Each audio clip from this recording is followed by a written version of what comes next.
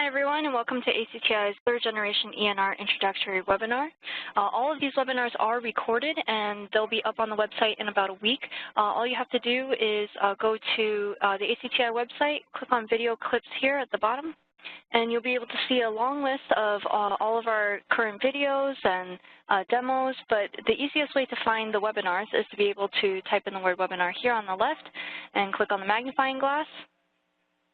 And you'll be able to see all the webinars that we have offered before, along with this one that we'll be doing today. So today we'll be going over the basics of the ENR Generation 3 from ACTi.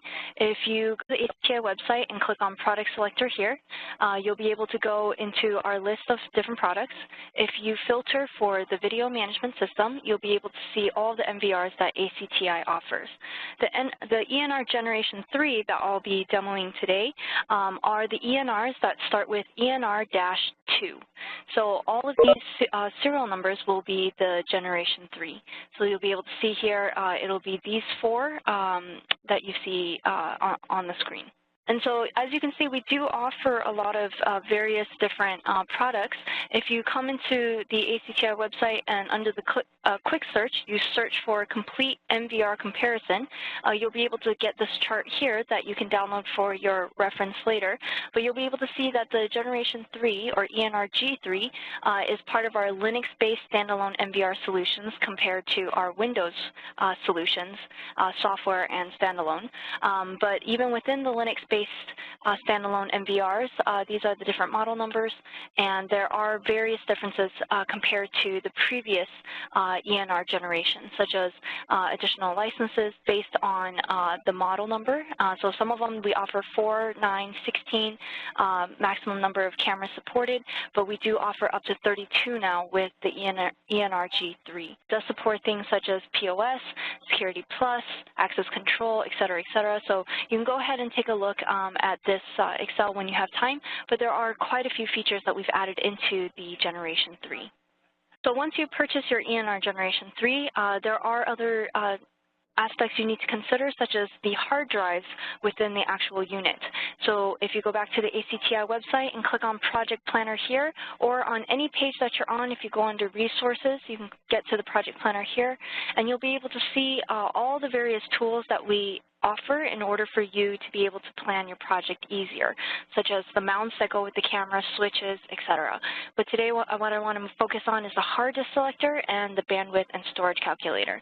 So we do test specific hard drives for our products. So let's say, for example, you know you're going to get the ENR-222, and so these are the specific hard drive models and sizes that we've tested for best performance within our products. If you use another one, it might work, it might not. So it's best if you go ahead and choose from this list here. There are certain models that we do carry ourselves so that you can order directly from ACTi if you'd like. The next thing you want to do is come into the bandwidth and storage calculator so that you know which size of the hard drive you want to purchase based on the number of days that you need.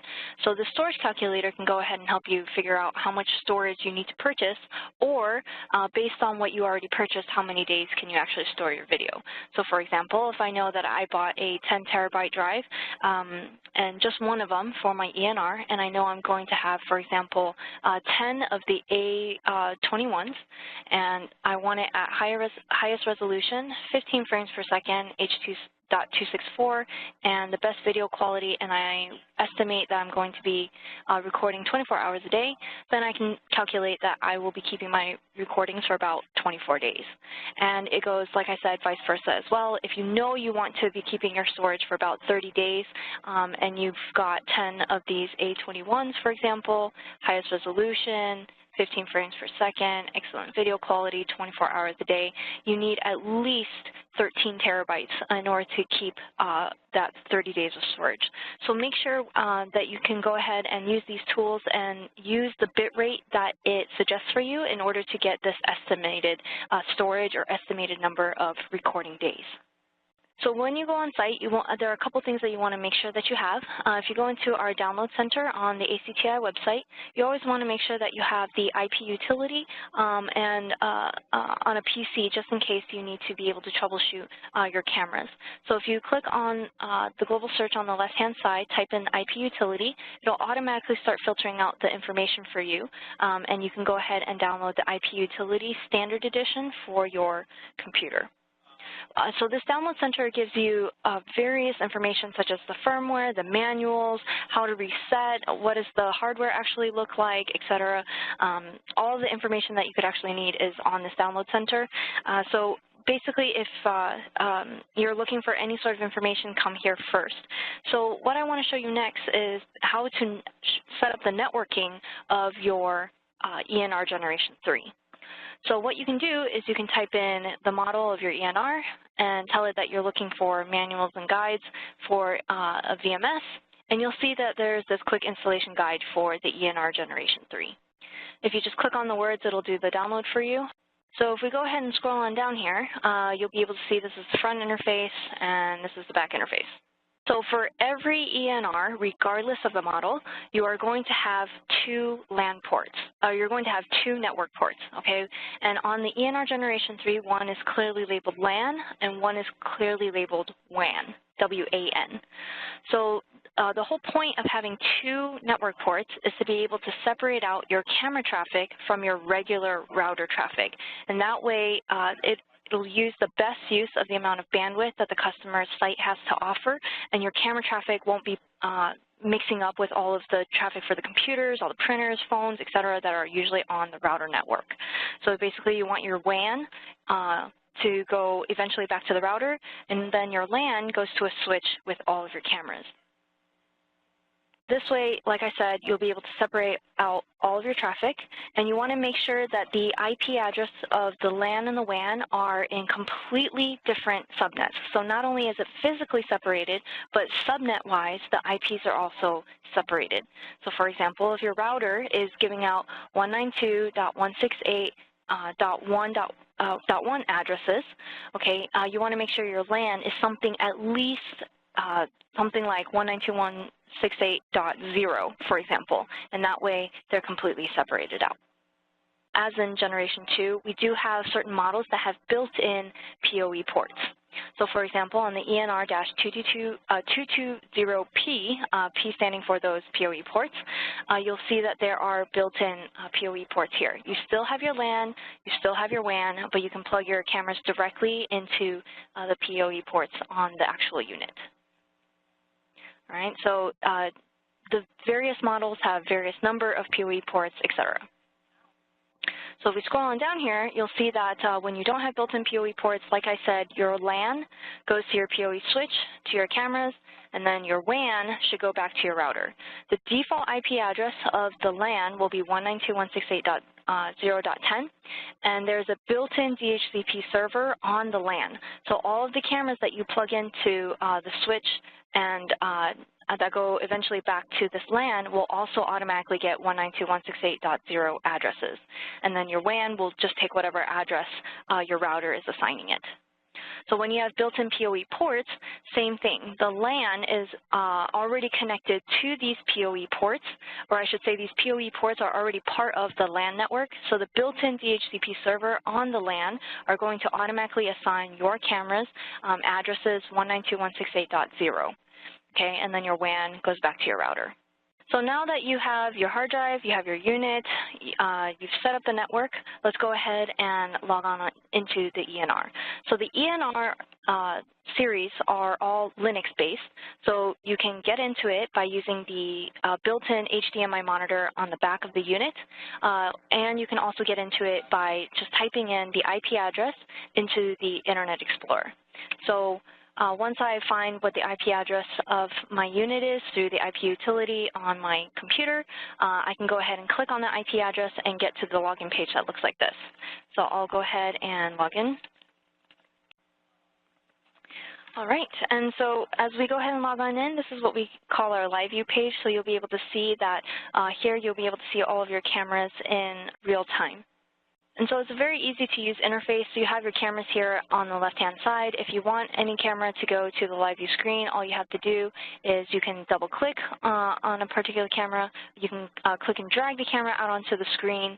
And so if you do have, for example, a 2x2 layout and you want to go ahead and drag another camera out onto the screen, you can do so and automatically toggle the layout to the next size for you. If you want to go ahead and see one particular camera, you can double-click on the camera and bring it up to full screen. Double-click again, and it will go right back to your original view. If you want to go ahead and zoom in on a camera, every camera, regardless of the lens, does come with digital zoom.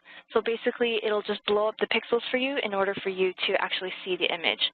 So for example, if you just right-click on the camera itself, you can tell it to digital PTZ, for example, and I can click and drag on the screen to create this gray box.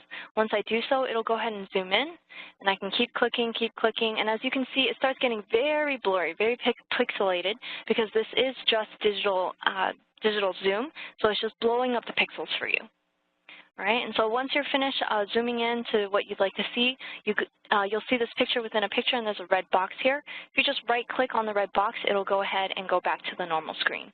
So, for example, even if the red box was that large, you can right-click on that red box, and it'll go back to the original view. If you want to get rid of a camera on the live view page, all you have to do is right-click and click Close, and it'll go ahead and remove that camera for you. So if your camera is a zoom lens, then you will have optical PTZ functions. So optical PTZ, instead of actually blowing up the pixels, will actually show you, will actually fill in the pixels for you, so it will be a much clearer image. So for example, if we go ahead and right-click on this camera and we click on optical PTZ, you'll be able to see that we have an actual PTZ interface. And so you can either use your joystick, use your mouse. As you can see, there are arrows on the screen. And you can also go ahead and use this panel as well. So you'll see that if I just click and drag that red dot, it'll go ahead and PTZ for me. You can zoom in, you can zoom out, you can refocus, and you can go to your particular preset points, all from this optical PTZ interface. Don't forget to enable the PTZ in case that's not already on the camera. And then afterwards, you can click on the X in the top right corner, or you can click on the Live button at the bottom in order to go back to your regular live view page. If I right-click, there's a lot of various options. I'm just going to go ahead and go over the quick playback. So for example, like I said, this is the live view page. You'll be able to see all of your cameras in real time. But let's say you need to go ahead and review a particular incident that just happened. So you could do so by clicking on the play button and going into the playback. But the problem with that is that you suddenly lose the real-time stream of all of your other cameras. So what you can do is use this quick playback functionality. So if you right-click and click on Quick Playback, you'll automatically go into a mini playback interface for this camera. So even if you wanted to, you could actually click and drag that same camera out onto the live view screen and still be watching it in live view while reviewing the playback. And this way you'll be able to determine whether or not this is an incident that needs to be addressed immediately. If you ever get lost while going through this playback, all you have to do is click on the arrow here and it'll go right back to the current time. So now that we've gone ahead and played around with the views, let's go ahead and go back to the live view page and get rid of this one. Let's go ahead and show you how to create an actual view. So if you look up here in the top of the screen, you'll be able to see that each view is actually just a tab. So if you want to create another view, all you have to do is click on this plus sign here, and you'll see that all these tabs will show up here at the top. So if I go ahead and click on that newer view, I can go ahead and start clicking and dragging cameras onto the screen. If I want to change my layout, I can go ahead and click on the plus and minus sign here at the bottom to make my views as multi-channel or few channels as you would like. We do allow you to customize the layout as well. So if you look at the bottom right-hand corner of every box, you'll see this gray a small gray square. And if you just hover over that small gray square, you'll be able to see that you can actually go ahead and start clicking and dragging that particular box and be able to customize your view according to how you would like it. Sometimes, especially if you have digital image rotation cameras, you want to be able to see it long-wise. This is looking down a corridor or a long hallway. So might want your view to look that way. Maybe you have a particular camera that you want to be able to see much larger than the other ones, for example, et cetera, et cetera. And then afterwards, it just automatically goes ahead and saves it for you. There's no need to hit apply or anything like that, and you can toggle between all of your views. If you ever want to swap between the various cameras, you can do so as well. So for example, if I just wanted to swap these two cameras within the view, all you have to do is click and drag. So it's very quick in order to manipulate your cameras out on the view. If you want to create more views or more folders, all you have to do is click on the plus sign here and click on Add Group. If you ever added the camera to the wrong group, that's totally fine. All you have to do is click and drag, and you'll be able to add your camera into the new group that you made. So for example, if you just hover over the folder that you want it to go to, you'll be able to see that now my camera is now considered under the new group folder instead of the auto tracking folder. Let's go ahead and talk about the playback. So if we click on the play button here in the bottom right-hand corner, you'll be able to see whatever cameras you had on the live view page. You'll be able to go ahead and see it here on the playback. So it's similar to the quick playback that I showed you on the live view page. All you have to do is click and drag, and you'll see that the time and date stamp here start changing. Okay, if you're looking for motion in a particular region or motion in a particular time, you'll be able to see these icons here at the top. If you click on the running man here for motion, if I set up motion on a particular camera, you'll be able to see that it starts indicating in orange where exactly it detected motion on that particular camera. And so this is one way that it'll be easier for you in order to find the events that are occurring on the camera. So if you ever get lost, again, you can always click on the arrow here to go to the current time. If you want to go to a particular date and time, you just have to click on the date and time here at the top, and you'll be able to click on the particular date that you'd like to go to, and then hit OK, and it'll jump right over to that particular date. Especially if you've been recording based on motion and you want to jump from motion to motion, all you have to do is come here in the bottom right-hand corner, click on motion, and just click on the button here for previous, and we have to select the device. So I believe we had motion on this one. So if we go ahead and click on the motion button here and click previous, it'll jump between the various motion, or should jump between the various motion capabilities. I'm sorry, I guess we didn't set up motion on B916, but we found it on the E39. Okay, so it can jump in between the various motion detections. And so let's say you finally found where exactly your event occurred, and you want to go ahead and export that out. So let's say you're looking at your playback, and you want to go ahead and export the video. All you have to do is you'll see this icon here in the top right corner. You can click on Export Video and get the Export Video dialog box. And so if you know exactly what time and date you want to be able to export out, you can go ahead and click on the date and click on the times. However, oftentimes you don't know, right? So let's say you're scrolling through, and you realize that this is when you want to start your recording or your export. So what you can do is you can right-click on your, or I'm sorry, not right-click. You can click on this Select Time button here in the top right-hand corner. Go ahead and let the playback play.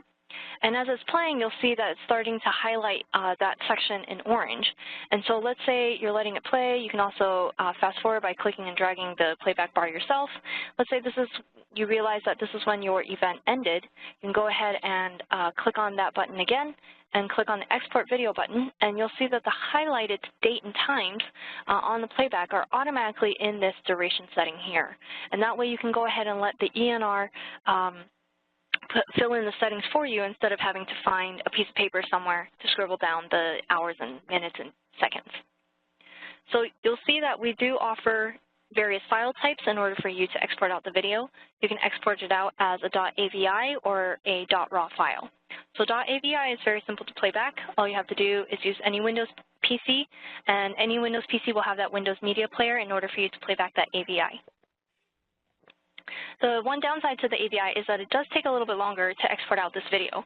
Depending on the network, I've seen AVI files take maybe 10 times longer than a RAW, just because it's not only trying to export out your video, it is also trying to convert the video for you from that original .RAW as well. So if you decide that you want to do an AVI, you can go ahead and choose where you'd like to save it. If you were recording based on motion, you don't want to have to sit through all the black spots or the blank motion areas of your playback while you're reviewing the footage. So what you can do is you click on the Filter No Video, and you can go ahead and basically it'll compress all of your footage together, but still keep all of the timestamps. So that way you don't have to sit through that black. If you had a fisheye camera, you could also click here for the fisheye original view and export out the dewarped view that you already had in the playback. For AVI, you can have all these different overlays, camera ID, names, times, the text that you want. If you want to change the style of any of this overlays, all of the settings are here at the bottom. And afterwards, you just hit OK. So you can export whatever cameras that you'd like and go ahead and save it to a particular spot that you like. But like I said, AVI does take a little bit of time. So what you can do is you can actually export out as a .RAW file. And so if I was exporting out a 10-minute clip, the AVI might take that full 10 minutes to export out. That RAW file will probably be out within a minute. So if you need to just get in and out of site, I recommend just go ahead and export it out as a .RAW file. Sometimes when you need to turn this footage into the authorities, I think they like it to be .RAW sometimes because they don't want the footage to have been tampered with in any way, including OSDs, including conversions, etc. So if you decide to do it as a .RAW, you can go ahead and save it to the path that you like. And when you want to go ahead and play it back, you want to come back into the Download Center here and go into the global search and search for the words Archive Player. It's very straightforward and easy to use, but if you need it, the user manual is there. But this is the download that you need, and it'll go ahead and let you play back your .RAW. Afterwards, if you do need to convert it to a .AVI, you can go ahead and search for the media converter here under the global search. Again, very simple to use, but if you need it, the user manual is there. And here's the zip file for you to be able to convert it from a .RAW to an AVI. So if you want an AVI eventually, but you need to be in and out of the site, go ahead and just export it as a .RAW and then take it back to the office and convert it using the media converter afterwards. Okay, and then afterwards you can go ahead and click on this button again and clear up your exported selection. As you can see on the time bar, we are actually only looking at about a minute of playback. So we do allow you to see it up to 1 day and down to a second. So if you, just depending on how much footage you want to be able to see at once without having to scroll through, you can go ahead and edit your time range in the bottom left corner. You can also speed up your recording either by clicking and dragging or by changing the speed here and hitting play. We also allow you to slow down the footage especially if you're trying to look for the best angle of a face or maybe a license plate, or you're just trying to see what exactly happened. Okay, let's go ahead and talk about the setting up of the actual cameras. So let's go back to the live view. So if you want to change the settings of the cameras, you actually do so through the live view. So for example, if I right-click on one of my cameras on the live view, I can go ahead and get into the setup of the actual camera. So you'll see I have the video settings of the camera, event, schedule, motion detection. A lot of these functions I'll be going over in the advanced webinar, but I'll go ahead and go over the more basic ones. So if you want to edit your actual camera information, you want to click on Get Camera Settings. And that way you'll be able to actually edit, for example, your resolution, bitrate, etc. So oftentimes we get the question, how do we actually know what bitrate mode or bitrate value or in order to use? So it varies based on your camera model, okay, and the camera firmware. So make sure your cameras are running on the latest firmware. I can go ahead and show you guys just a refresher of how to check that at the end of the webinar. But essentially, the best way to use the bandwidth of the customer site is if you can set the bitrate mode to variable, as long as you do get an option to cap off the maximum bitrate. So as long as the camera firmware camera model allows you to cap off the maximum bitrate value, it is best to put the camera in variable bitrate mode and cap off the bitrate at a value similar to the resolution. So for example, you'll see here that my resolution is 1920 by 1080. So what does that actually mean? So if we multiply together 1920 by 1080, you'll see that we get over a little more than 2 million. So this is where we get 2 million pixels, 2 megapixels. So right now this camera is running on a 2 megapixel resolution. So my maximum bit rate should be comparable, meaning it should be around 2 to 3 M. So depending on how much bandwidth they have available, you can choose a value in between those. So this way, right now this camera is running at the most optimum value. So for example, if I was running a resolution of 5 megapixel, I want my bit rate to be variable, and I want to cap it off at around 5 or 6 M. So again, depending on the camera model, camera firmware, if you do not have the option to cap off the maximum bit rate, go ahead and set the bit rate mode to constant and go ahead and cap off the maximum bit rate, again, somewhat similar to the resolution itself. But as long as you do get that option under variable, you can set the bit rate mode to variable. Let's go ahead and talk about the motion settings for the camera. So we can go ahead and click on the motion detection tab here. And you'll see here on the left-hand side, there are various regions that are already enabled. There's threshold, there's timer, there's sensitivity, there's motion region, okay? So if you want to go ahead and set it up, go ahead and click on the setup button here. Sensitivity 70 is usually good for most sites. That is the default on the actual camera. What you want to pay attention more is to the actual threshold percentage and where and what size your motion boxes actually are. So for example, you'll see that when I click on the actual box, you'll see that box highlighted here. And so you want to make sure that you don't cover areas that you don't need.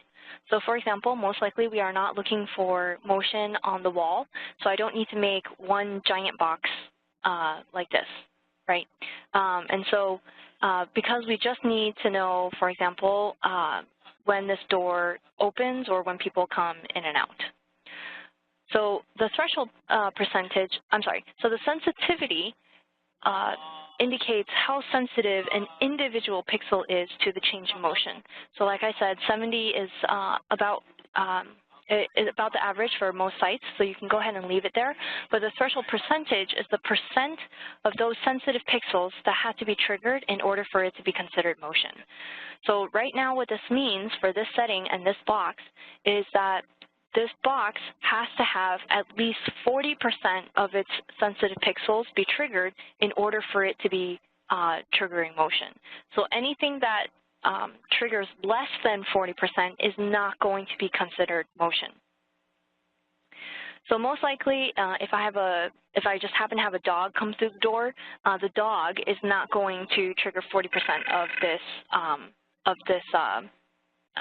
this box, okay, or if I have a dog standing in front of this door, I should say. If the dog is standing in front of the door, it is not going to trigger 40% of this box. If any of those doors open, it is definitely going to trigger at least 40% of the box, and that way it'll start recording then, and I'll be able to catch my my motion. You also want to make sure that you have boxes for every section of depth to the actual picture. So especially in parking lots where objects are considerably smaller, farther away in the back part of the camera view versus the front part of the camera view, you want to make sure you have a box for every section. So here you'll see that we already have that. So people who are in this section of the box are going to be a little bit bigger than, to the camera than people who are here in the back. Okay, like I said, it depends on the placement of the camera, angle of the camera, what the camera is looking at, but most of the time this is true. Whatever's closer to the camera is going to be larger than what's going to be in the back. So in the back, you might need to have a lower threshold percentage in order for it to trigger versus an object that was closer to the camera. So the lower the threshold percentage, the more likely it's going to trigger because you don't need as much in order to trigger that box. So a quick summary, don't cover areas that you don't need. Make sure that your boxes are the right size. Your threshold percentage is also the right value. Make sure you have boxes for every section of depth. And it's always best to use as many boxes as possible in order for each box to have the most accuracy based on the threshold percentage you're setting that box to. Okay. So a lot of times the size of the box is important as well. We're looking at the door here. I don't need to make this box cover the entire door, okay, because if the door opens, it is going to trigger the box. And so the smaller the box, the more accurate it's going to be for that threshold percentage. So a lot of times it does take a little bit of trial and error. You might have to send somebody out to in front of the camera to walk around, but this is the best way to get accurate motion detection. And then the timer is just indicating how long you want the camera to wait before accepting a new motion trigger if it already has one. And so you'll see in the bottom left-hand corner here, you can go ahead and draw a triangle, but you can also draw very specific motion regions. And that way you're not restricted, let's say, to the normal square. Afterwards, you just hit apply. And you can go ahead and save your motion settings. Last but not least, let's go ahead and talk about the Schedule tab. So the Schedule tab is the recording schedule that you want for this particular camera. So you'll see that we have various options here. Event speedup I'll talk about during the advanced webinar next. But we have full-time recording, event recording, no recording, event handling, etc. So full-time recording, as long as it's pink, it is going to be set to record all the time at that time. So you'll see that from 1:30 to 4:30 in the morning, or 1:30 p.m. to 4:30 in the morning, it is going to be recording all the time, regardless of what day it is. And otherwise, it is recording based on events. Okay, so for example, if this was yellow, during 4:30 a.m. to about 1 o'clock, it is only recording based on events. So for example, motion, digital input triggers, etc. And then this event handling, these diagonal lines, is allowing the camera to handle an event during those particular times. And those events I'll go ahead and go over during the advanced webinar. Okay, but this is essentially how you can set up the schedule. It's very simple to set up. All you have to do is click and drag. If you only want it for certain days, that's totally fine. It is very customizable. And if you don't want recording, you just click on no recording here and go ahead and gray it out. If you do have your camera recording based on motion, on event, you can go ahead and set up your pre-event and your post-event buffers here at the top. So right now, what it is that it will, if it does detect motion, it's going to record 10 seconds before the motion, record the actual motion, and then record 30 seconds after the motion as well. This recycle days is only for certain sites that want to erase their recordings faster. So this is not going to keep your recordings longer than you'd like, than you actually have storage room for, but it's only to erase faster. So for example, some places, maybe they're not allowed to have the footage for more than a week. Some government facilities cannot have footage more than 30 days. And so even though their storage might have enough for 60 days, they need to get rid of the recordings. So you can go ahead and click on recycle days here and tell it how many days outside of that you want to go ahead and erase. So if you only have recording storage space for, let's say, 3 days, but you tell it to recycle after 7, it's going to totally ignore you and it's going to erase after 3 days anyways. So this is not to keep your recordings longer. This is only to erase faster. Last but not least, after all of your settings are said and done, you want to go ahead and make a backup file. So if you go into the setup of the actual system and go under maintenance, you'll be able to make a backup file here. So currently, the backup files are only able to be made through the local monitor and not through the PC for security reasons. Okay, so if you go to your HDMI monitor on the back of your unit, the interface is a little bit different, but the functions are essentially the same, except for, this backup and restore button. So after all is said and done, after all your settings are put in, you want to make a backup file. So God forbid, if anything were to happen to your system, you can always restore the backup file in, and it will go ahead and save all of your camera views, camera names, orders, schedules, motion, etc.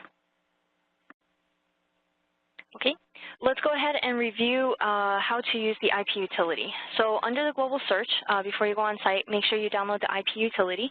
You just search for the words IP utility. It'll go ahead and give you a lot of results. The one that you want for your computer is IP utility 44018 Standard Edition. So once you download it, you'll be able to get an icon that looks like this.